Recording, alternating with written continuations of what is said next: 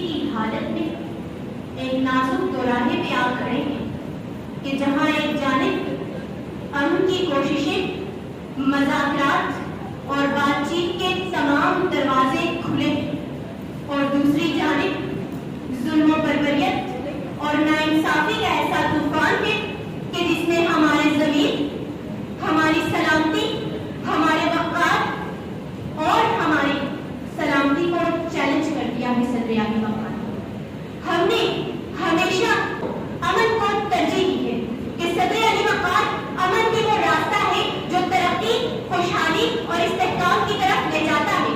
ہم نے ہر ممکن کوشش کی کہ جنگ سے بچا جا سکے، لیکن صدر اعلی وقار جنگ لازمی ہے تو پھر جنگ کی سکی۔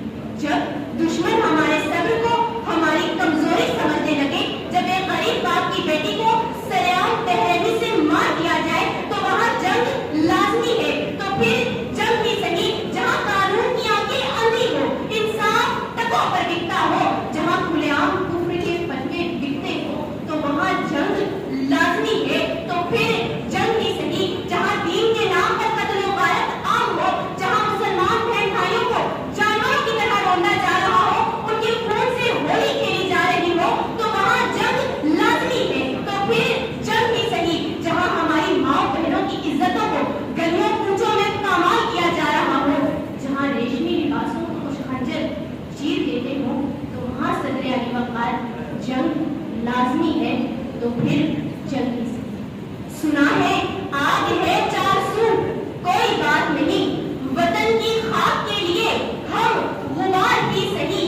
جو قوم جاگ اٹھے پھر نہ رکے گی کبھی پیچھے، اگر ہے راہ گٹھن تو پھر دشوار بھی سہی۔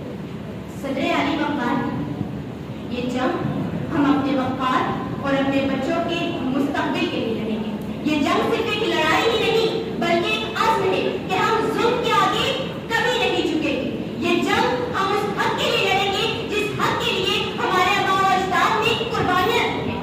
یہ وہ وقت ہے کہ ہم متحد ہو کر ایک قوم بنیں، اور یہ پیغام ہے کہ ہم ہر صورت حق کو دفاع کریں گے۔